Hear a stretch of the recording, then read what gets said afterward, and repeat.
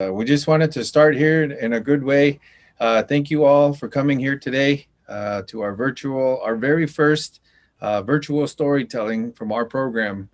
And this is meant just to share stories and traditions and a little bit of culture from different tribes across the United States. And I know that we are here in the Umonhon, in the land of the Umonhons, and then also the Ponkas. And so we want to acknowledge that and make sure that we give them their due respect for us all treading on their He's land. logged in as Nicholas Wright. So I just wanted to say that first. It's in. I wanted to start with English non-reading. a prayer. And so I asked Rene here to also offer that for us as well. Just as, that's a story in itself, why we always offer this prayer. But I'll go ahead and turn it over to Rene if you want to talk a little bit more about that and then offer a prayer for us all. I turn it over to you. Thank you. Umonhon.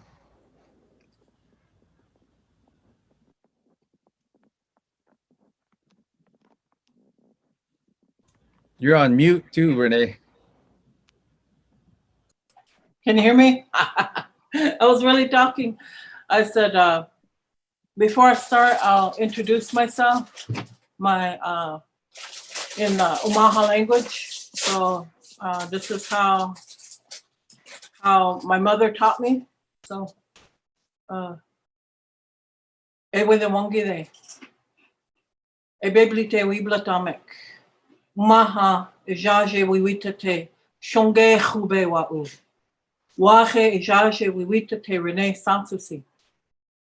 Umaha wa ubli. And so, that was a short and sweet introduction. I said, let me introduce myself. My Umonhon name is Sacred Horsewoman. My English name is Rene Sansusi, and I'm an Umonhon woman.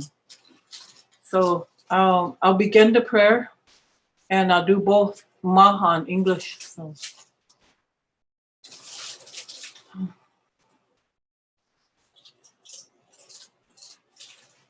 Wakonda wadaho, Wakonda ombode wiblaho, idado gluba udashkahi.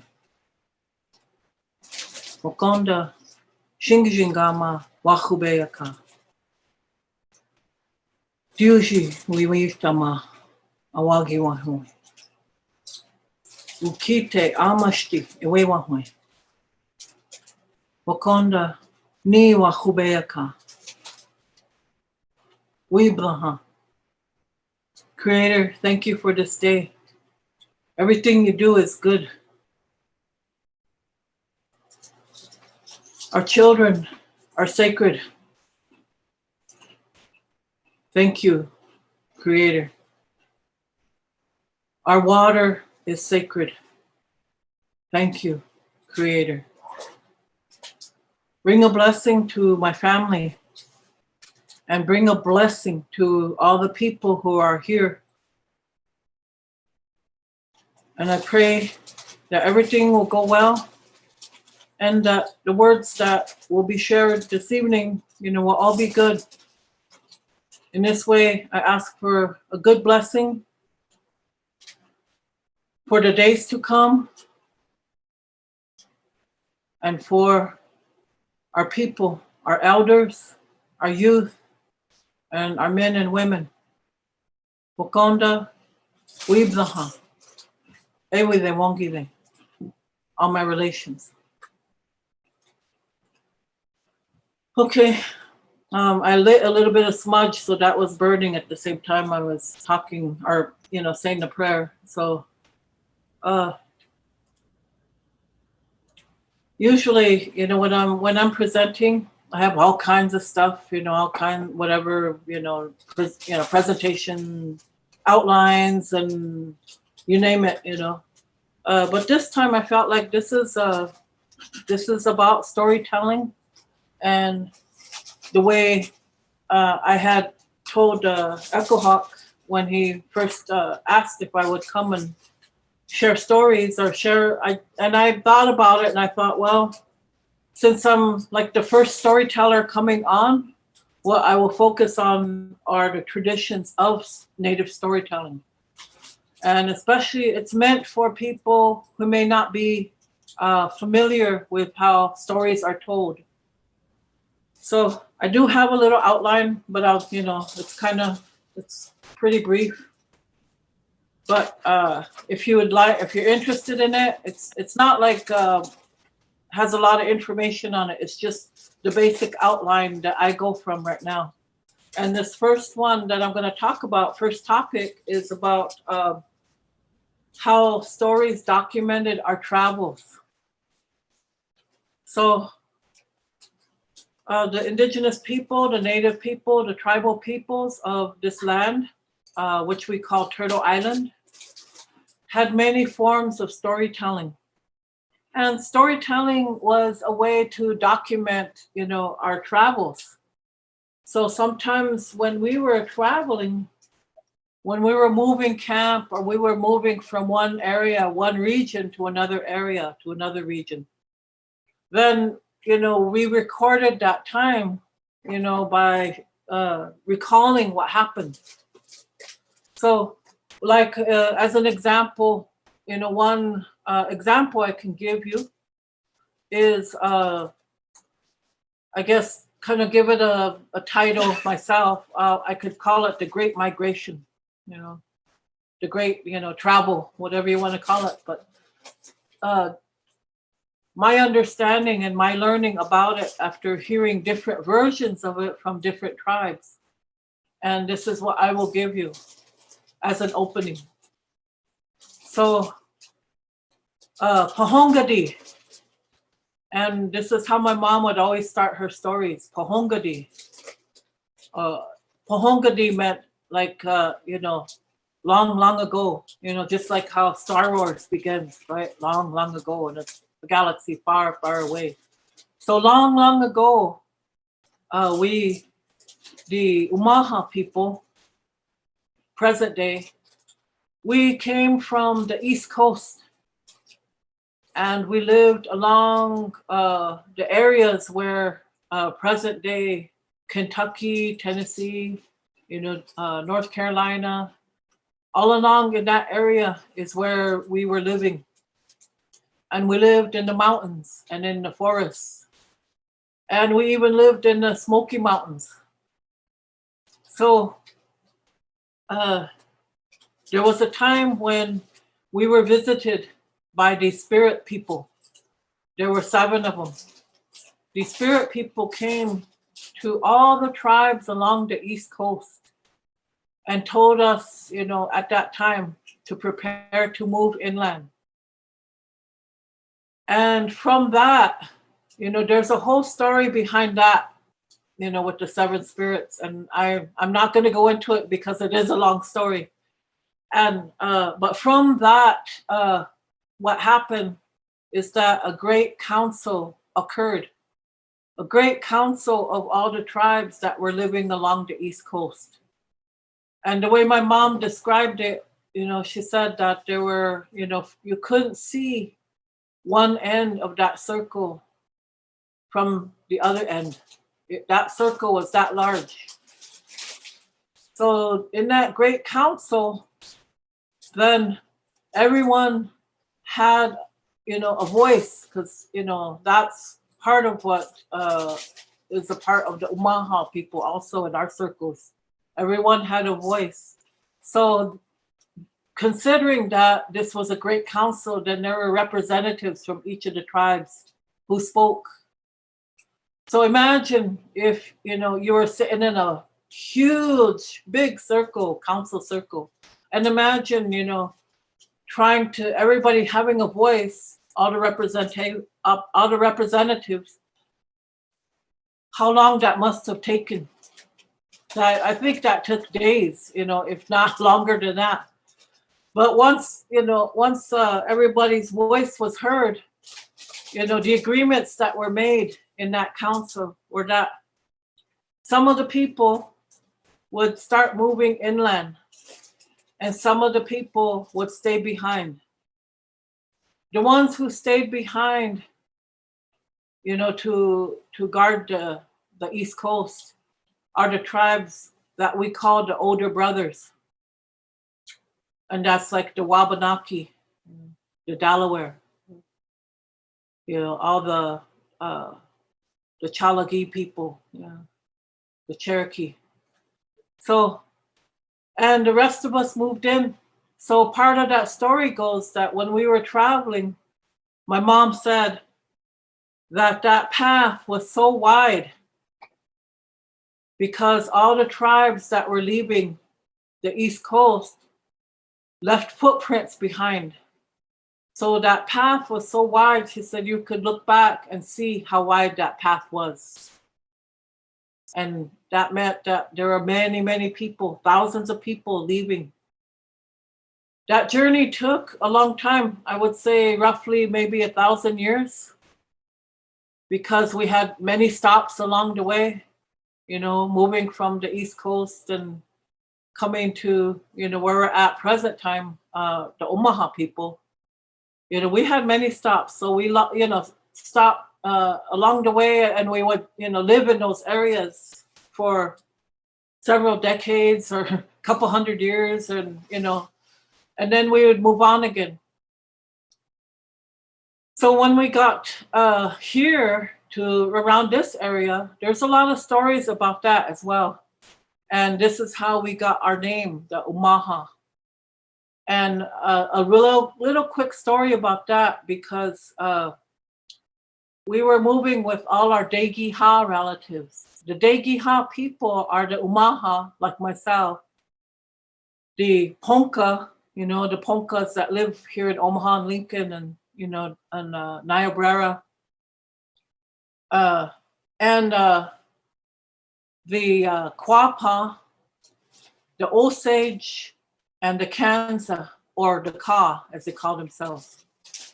So there were 5 of us, Degiha people. We were all together as one tribal people. So as we made that journey across the land, and some of us broke off, they said like the Osage were the first ones to break off from us. And they went, in a different direction than we did. And then the next ones that went were the Kansa, the Ka.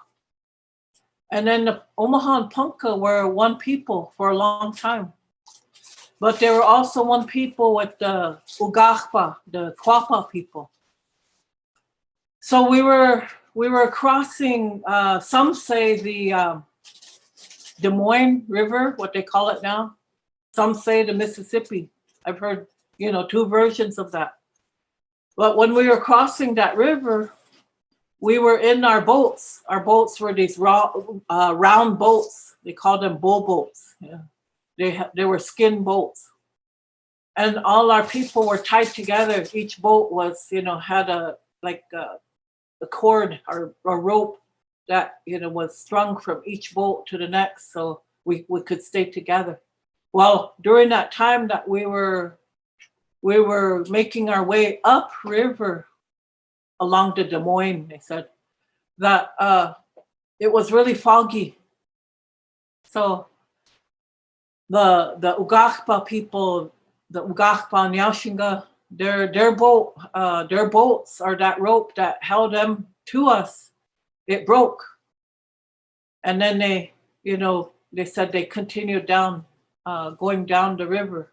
Part of it was that, when that rope broke, well, we continued on, and we thought they were coming behind us. So we continued going upriver. While they were, you couldn't distinguish, I guess you'd say where they were at because of the fog. And they decided to continue downriver because that's where they thought we went. So now we had our name, the Umonhon, the upstream people, because from that story, this is how we continued going upstream, while the Ugahpa are called the downstream people. They continued going downstream. So now they're in Oklahoma, and they were in Arkansas as well. Part of their land is over there. And, that's that story of how our names came about, So when you hear the people talk about the Umonhon people, they always say we're going against the current. And so we're called the upstream people because, that story. So that story is something that what I'm talking about documented our travels and our history. This is kind of like, I guess, in a short story form. This is how we got here to this area where we're at now. And traditionally, our area was so big, our territory. And this is how we sustained ourselves, the Umonhon Ponca people. Excuse me. The Umonhon Ponca people, we were wealthy and I always say healthy and wealthy people. There were many, many of us, thousands. And one of my aunts, in our tribal history class said our numbers were like in the 20,000s plus. So there were so many of us and we were a powerful tribe. And we had the say over the Nishude Yaka, the Missouri River. So what happened from there in our stories, and this is like part of what's told in history books now. And our numbers diminished because of smallpox. So some say our numbers went, like I said, from 20,000 plus people to literally within a short period of time, maybe 4 or 5 years, we went down really fast until I think by the time we were signing treaties, some people said, again, they said there were about 1,100 of us. And again, somebody said 300 of us. So imagine that, in that, as part of that journey, what happened to us. So the stories that we have documented our travels. So now the second topic I'll touch on has to do with each tribe. So each of our tribes, had their ways of telling stories. And I've been fortunate in that way to, in my travels to sit down, to be sitting in circle with amongst different tribes and to hear what they had to say. Oftentimes they would say it in their language and then they would translate to English. And when I had that opportunity, I was always very grateful that I could hear, and I then understood that, this is their way of sharing a story. It's always done in our languages, But these days, we're losing, that. I guess we're losing touch with storytelling from our languages, and we have to rely on new methods now. So each tribe had their ways, and I went to the Mille Lacs Band of Ojibwe. This was probably about, maybe going on 15 years ago now. And I was invited up there. I had a little contract with them, with their youth program, to write, or not to write, but to evaluate language curriculum. In that process, the time that I spent there with them, they took me to one of their traditional ceremonial grounds. And I got to go into one of their little lodges. And this lodge that they had constructed just, in the same format that they used before. But they had it decked out in a way, because it was wintertime, but they had it like set up so that there were rugs on the floor, because so it wasn't, dirt floor, or, they weren't on snow. They had plenty of rugs so that it was quite comfortable. They had a wood stove in there. That's what I found so fascinating. There was this, lodge that they had constructed, but they had a wood stove in there. So it was really warm and comfortable. And they, their elders could bring their chairs in there and then, drink their coffee and then share their stories with their youth, share in their language. And then, their youth had the option of staying there overnight, or going home. Yeah. And I thought, oh, wow, that is so, that's beautiful. I really, really liked that, how they did that. And I always thought, I would like to do that here. I would like to see that happen some way. And I've talked with Steve Tamayo about that. We should try that sometime, and just bring all our youth together. Doesn't matter if what tribe we are, if we want to hang on to our stories, this is the time. So tribes had their own ways of storytelling. And this third topic is many stories could only be shared after the first snowfall. So some of the stories of, like with the Umaha people, the Umonhon Yaushinga, some of those stories were called, I guess they had different types of stories. So some were like the legends, the sacred legends, and some were regular stories or stories that were meant to be humorous, to teach a lesson, that kind of thing. So distinguishing those kinds of stories, some were called the Higa stories, and, had to be certain, I guess, a certain setting to be able to tell the Higa stories. But others were, stories that were recounted by the grandparents, usually to the children, to the grandchildren. So the first snowfall had to happen before some stories could be told.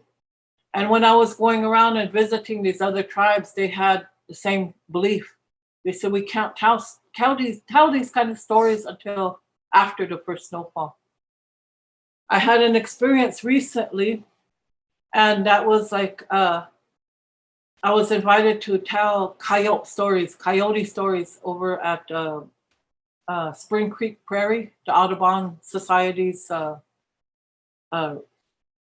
preservation. And I chose to tell, like, I think about three different stories. And one story, the last story I told, was about Starboy. And man, I take these stories seriously, so I had put my tobacco out. I made sure that, I was doing so in the right way. But when I told that story, before that, because it was nightfall, it was dark, we could see the stars, and it was really beautiful. It was like a perfect setting. And it was nice, it was fall time, but it wasn't too cold.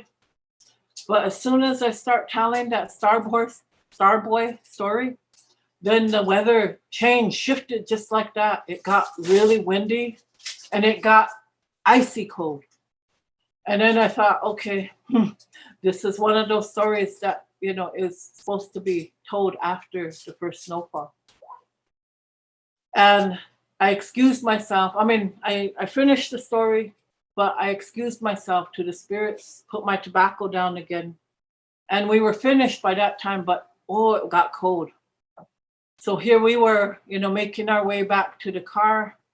And what happened, afterward was like the wind continued, but it snowed.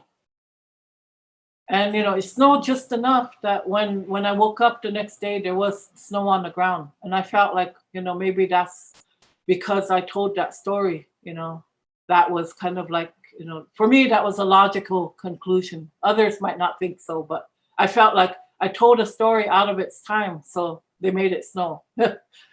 So that was one experience I had recently. And so I do consider that, and I'm very respectful. I don't just, go and do things like that. But I thought, I want to share this story. I felt that calling to do so. So this fourth part in it, this one is about creation stories and or origin stories. And everything that I've learned about them, I will be honest and say that I've never heard an Umaha creation story told to me. I was never in that setting long enough to have that, I guess, honor, to be able to. And I'm not saying there aren't, I'm sure there are plenty of storytellers out there Umaha storytellers who have had that opportunity. Mainly, though, I'd say that there are elders, and especially elders who have passed on now. But the creation stories, everything that I know about them, those stories could take days. So if you were going to do that, traditionally, like say in the old times when we were living in our lodges, whether those were teepees or wigwams, earth lodges, then that was the perfect setting for it because oftentimes we had the fire in the center and, of course, the smoke hole to allow the smoke out. And so it was after the first snowfall. But that preparation was that, you had to be ready for it. And so the people that were listening to those creation stories, well, they were there. They knew, they understood that they were going to be there for days because, well, that's where we were living, right? So, of course, I'm sure they had breaks and so forth, but continue on again until that story was done from beginning to end. So those stories that I know of took days, and you had to be there and listen from beginning to end. Because one of our traditions, again, is that, when you're listening to somebody tell a story or share information as a teaching, then the requirement is that each person that might be telling a story, they have the floor for that time. It's kind of like what you would call open mic, nowadays. But for that time that they have the floor, you have to allow them to start and to finish, and you're not supposed to interrupt them. Yeah, so that was always the teaching, unless I suppose they took a break, like I said. But my understanding about that was, then it was upon each person to listen. So listening also was a powerful teaching because you might have the storyteller, who was really good, I would say, especially when they spoke in the native languages. And then you had the listeners, the people, what we would call the audience now, just like you guys are all here listening to me. So the listeners then were their job was, well, I want to hear this story, so I better, pay attention. And, the kids were excused because, of course, everybody gets sleepy and tired, so they could fall asleep. But they, if they continued doing that every year, or yeah, every time they did the storytelling, then that, gave those children that opportunity to learn those stories, especially if you hear them over and over. Because the teaching out of that, of listening to stories, is that even though you may hear the same story, again and again, each place that you are in a circle of life, it's ascending. That's your learning. You come around each season, each year, you've learned something else, and then your comprehension builds, right? That's the teaching behind storytelling, is that when you hear that same story every season, every storytelling season, you'll get something else out of it the following year because you're at a different level of understanding. And if you happen to be a person who was a great orator, and could tell those stories, then, that's how you became that kind of storyteller. You had that gift, as they say. Or maybe you had the gift of gab, as they say, you were able to keep it interesting long enough that you can maintain that interest and that way for people to listen. I had to mute my phone, so excuse me.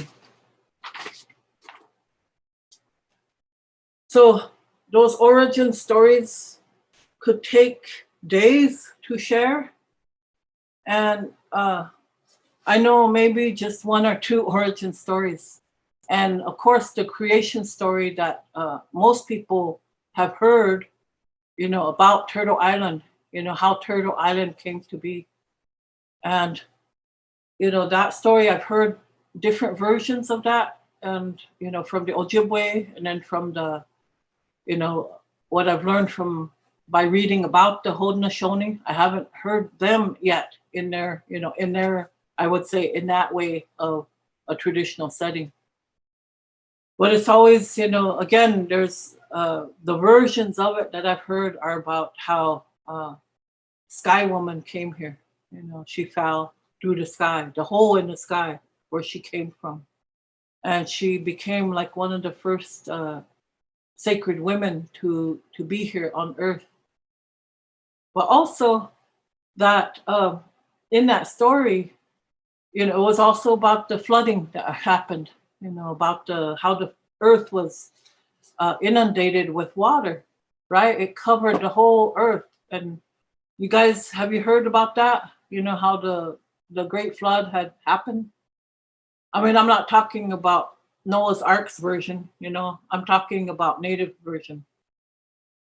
Has anyone, heard that story? I haven't yet, but I'm trying to learn. I'm trying to access resources so I can. Okay. So one, I think I can share one book.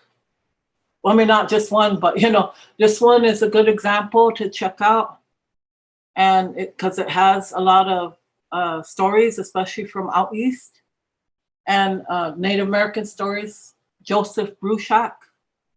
And Joseph Bruchac was, I think, I met him when he was at UNO. That was like 2014 or something like that.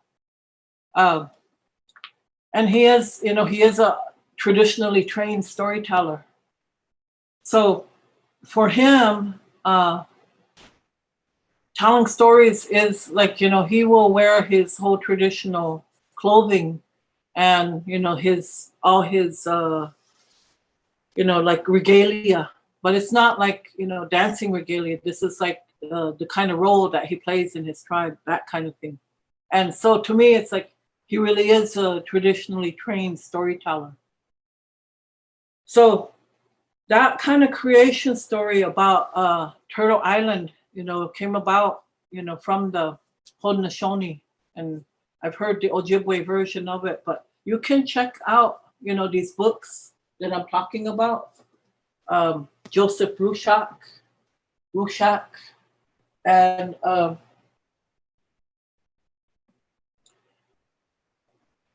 some stories can be only told at night. Other times they can be told, during, I guess you'd say, the daytime. But a lot of times what I've learned is that they're usually told at night after everybody's, settled down and, prepared to listen. So those creation stories and origin stories could take days, like I said. And my fifth topic is about only some stories. Some stories could only be shared during the ceremonies. So, for most tribes, we relied on our traditional ceremonies. That was our way of life. And, when we had our ceremonies, sometimes they were at certain times of the year. Maybe we'd have 4 main ceremonies throughout the year, during the winter and the spring and the summer and the fall. And it was during those times of ceremony that only those kinds of stories were told, And because I'm also engaging in ceremony oftentimes, that's the only time I will hear certain stories. So I've again been blessed to be able to sit down and listen, to be in ceremony when I've heard those stories. Those are the stories I couldn't share, in this setting. But I wanted to make it known to you that, some of those stories could only be shared during that time. So the only way you would get to hear them is if you went into ceremony with these tribes, the people. And they still go on. That's what I wanted to share. So now, the sixth part of my what I'm sharing, and again, Echo Hawk, I don't know how long I have. So, You got about 20 minutes yet. okay.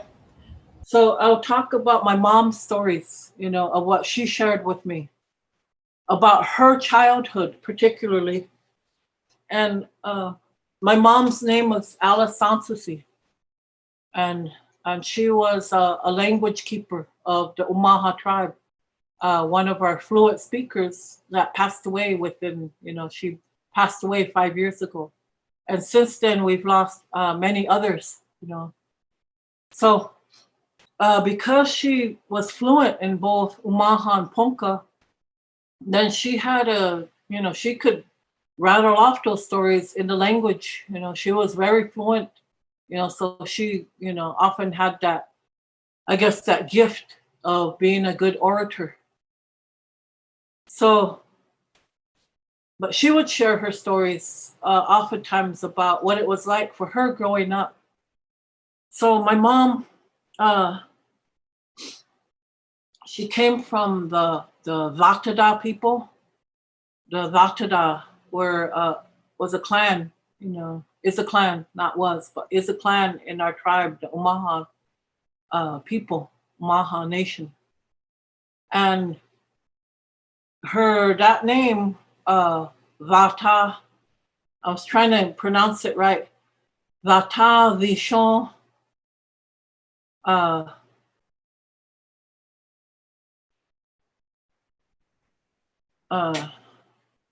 I'm trying to remember the last part of it. Vicon, something like that. I have to look it up again. But in short, they shortened it to Vatada. But there was, it meant there was a longer version of that. So what it meant really was Vata was left. That was, what it meant. Vata meant left.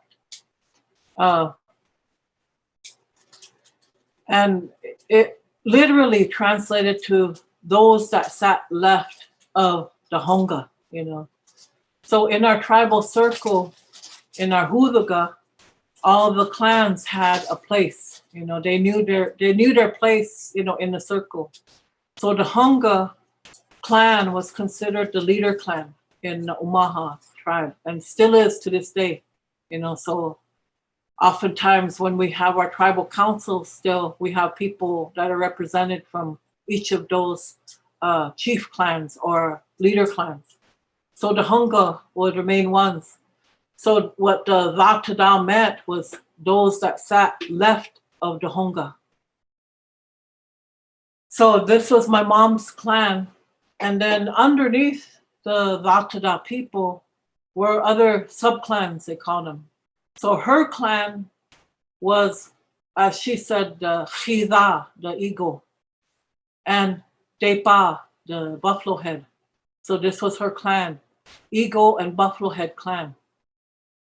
So the meaning behind her clan is that they had certain ceremonial responsibilities within the Hudaga, within the clan circle, within the tribal circle.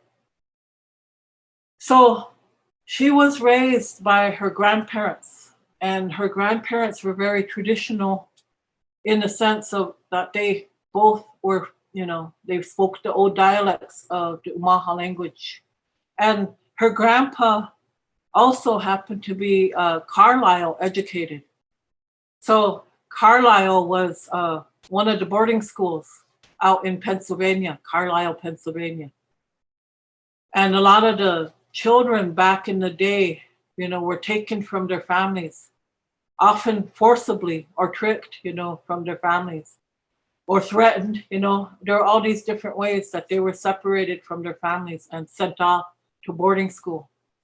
And that was an assimilation process that was very effective because they wanted these children to speak English.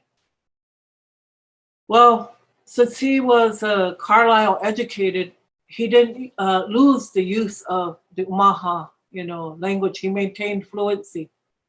So by the time he returned and married, her grandma was a woman who spoke only Umaha Ponca, and pretty much just refused to speak English. That was like, nope, I'm not gonna do it. They're not gonna make me.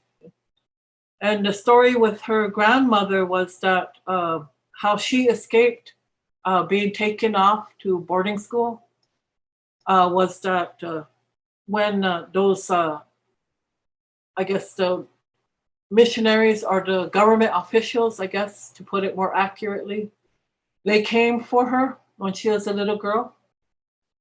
And her family quickly hid her. They hid her under, like my mom said, under a stack of buffalo robes. They must have been working on things. So they had all their robes that were like nearby. So when those government officials showed up, well, they stuck her underneath there. And the officials then left. They said, well, they couldn't find her. And I believe they told them that, she was no longer there. She was staying elsewhere. So they had to lie in order to, save their little girl. So that's how she evaded, being taken off and sent off to boarding school. So she remained, I guess, true to her Umaha beliefs in language and custom and spiritual beliefs. So my mom grew up raised by this grandmother who had a lot of information. And over the years, I would listen to my mom tell, stories over and over, and me being me at the time, I didn't understand the reason for it. So I'd be like, Mom, why are you telling me the same story? And this is me again, because, well, of course, I was, went to public school systems, and what did they teach us? They didn't teach us good manners, put it that way, good Omaha manners. So there I was, probably being respectful to my mom and said, Mom, how come you keep telling us the same story over and over? And I didn't understand the process of storytelling. That was the context that I was lacking. So I share that with you now, so you can understand that there was a transition time. My mom grew up in this time where she grew up traditionally, and she was raised by these traditional people who spoke only Umaha to her. So my mom's experience was that she spoke only Umaha Ponca for the first 9 years of her life. How many of us can say that now, natives? How many of us can say, I spoke only Umaha Ponca throughout, that was my first language. I can't say that, really. I never considered myself to be a fluent speaker. I still will say that I'm not a fluent speaker, even though I became an Umaha language teacher. I had to study it, and I had to, look at all my books that I have. I have all my resources now, language resources that I utilize to help me. And I was trained, as a elementary ed teacher to teach the Umaha language. So that's the way I learned Omaha, and I had to go back to my mom again and learn from her. But the way she learned, she was immersed in it in the way we always, had been. So she talked about, how she was raised, with these two elderly people, and she was a little girl. So she said, my grandpa, would have us all sleeping on the floor at night in the living room where the wood stove was, during the winter time. And she said there was like the glass or whatever it was that gave off enough light into the room, lit up the room from the fire that was burning in the wood stove. So that's what she remembers. She said, I was a little girl listening to these stories. And then, at some point I would fall asleep. So then I would miss the rest of the story. But she goes, I would hear it again, sometime. So she did have a lot of stories. And occasionally, when she did get that chance, and we were all, like I said, these days we don't have those opportunities to sit there, for, like I said, like the creation stories being told for days. How many of us now have that, are in that place that we can actually do that. And it's sad to say that we don't have that opportunity because, we're expected to work all the time. And working, to me, the way we're expected to work, we're often taking jobs where it's required that we speak English and we have to do this and that in order to, get our paychecks and so forth. But to me, I feel like sometimes it takes us away from our teachings that are so important, that's at center of our hearts. But my mom had that opportunity as a child. So she got to hear a lot of these old stories from, her grandpa and her grandma being told at night, even though they lived in a house, like as the Umonhon people would say, white make believe white people, that was the assimilation process that we went through. So then, therefore, we all had houses, right?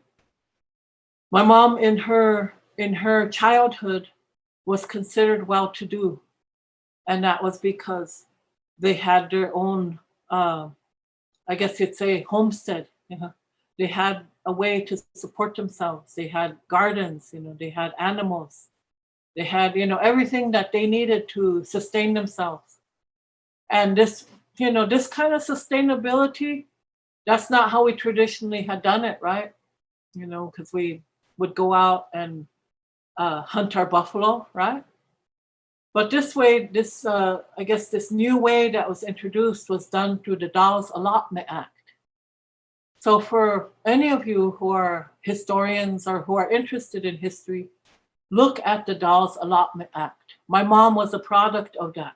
She grew up in a house that was, constructed during that time. And she was raised in the way that the government wanted her to be raised. But the good thing was that her parents or her grandparents were fluent, traditional, and they, passed this knowledge down to her. So she grew up in this time. And, when she would share those stories, sometimes I'd be like, oh, wow, how cool was that, to be able to sit there or to, be relaxing, getting ready for bed, as we'd say, to hear these stories, and she recalled how the light from the wood stove would be, the orange light would be cast throughout the room. And that was so relaxing for her. And if you ever had a chance to sit by a wood stove, especially at night, and you can see that glow, that's what she was talking about.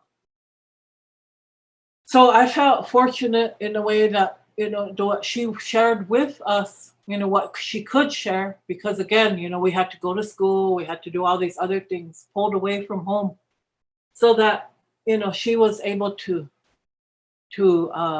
impart some of those stories to us, and especially about her childhood. So she talked about, how she was raised. She talked about her grandparents, what they would show her.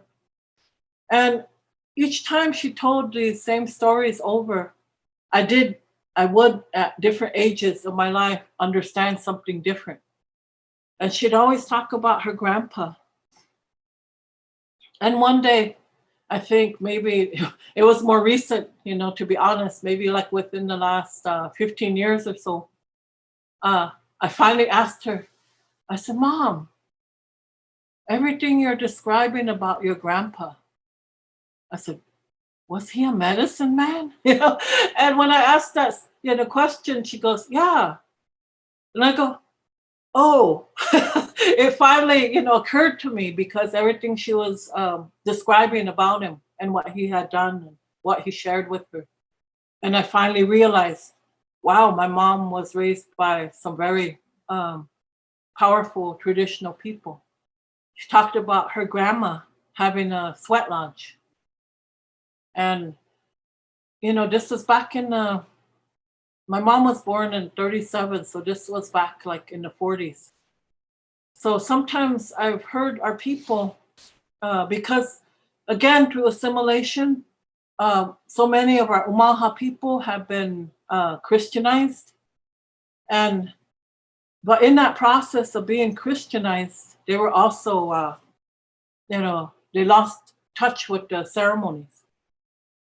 So my mom's stories are what helped me to bridge that gap between my understanding and how she grew up to, making connection to our history. She was my bridge to our history. I could confirm a lot, through my mom by what I was learning from books and other tribes and other people. Then I'd come and ask her. She helped me that way with her stories. So the last part of it is contemporary methods of storytelling.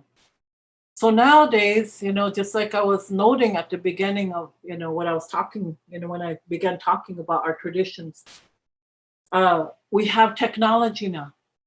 And look, here we are. We're all like, I guess you could say we're all sitting in circle, but we're all on our computers. We're all on Zoom. That's the new way. Well, we can do it, I like it that we can do this. So contemporary methods of storytelling, books, plays, movies, and then that part that I want to relay to you, it doesn't matter how old you are, you each can become the storyteller of your own life.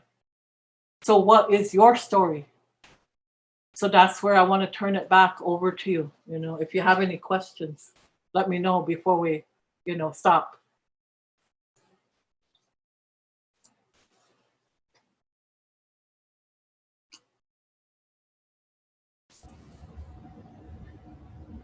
I want to share one book before we go. And this was written by a friend of mine. Her name's Carol Lindstrom. I happened to go to a conference in New York City at the New York Times building. The conference was QALY, and I can't remember what it stands for, sorry. But it was for writers of color. So all these storytellers that came in were from all, for Native, were from African American, Latino, Asian, Middle Eastern, and we all got to meet that year. And I guess, it's ongoing, but that was the year I got to go, was 2017. I met Carol and we got a chance to sit down. I kept in touch with her over the years and, through Facebook and, chatting and so forth. And she wrote a book. It's called We Are the Water Protectors. So this book has won a Caldecott Award for the artwork, the paintings, also which was done by a Native artist. So this is the first time that they noted that a Caldecott Award has been given to a Native book. So I wanted to make that known. This is another type of storytelling, a children's book. And it's very good, if you haven't read it already. So that's what I can leave you with, and let you know that I really enjoyed having this opportunity. I hope that I was able to help you, I guess, to facilitate what it means, what Native storytelling means, to give you an idea.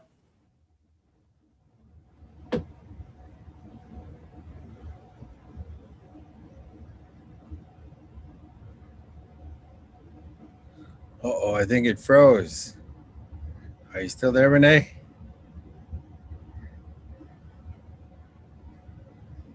Anybody else hear us? Yeah, I can hear you. Loud and clear. Hear you too. I don't know what happened to her video. Yeah, I think it was just her connection. Yeah, her connection. But like she was talking about, usually storytelling, there's no time limit, but unfortunately this day and age, we say we're going to be here from 5 to 6, and we try to honor, your time, especially here in the evening when you go back to your homes and, are there with your family. So